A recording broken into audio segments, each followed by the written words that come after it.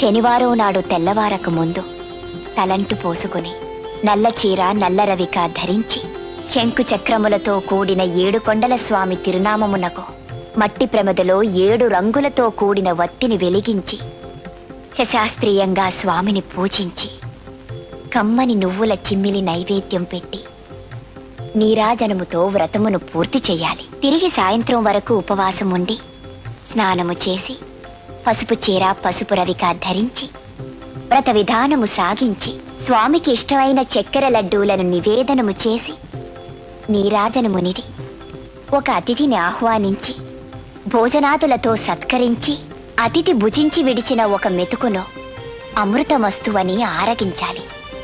అప్పటికి ఆనాటి శనివార వ్రతం పూర్తవుతుంది. ఈ విధంగా 7 శనివారములు వ్రతమును చేసినచో ఉద్దేశించిన సత్ఫలమును పొందగలరు.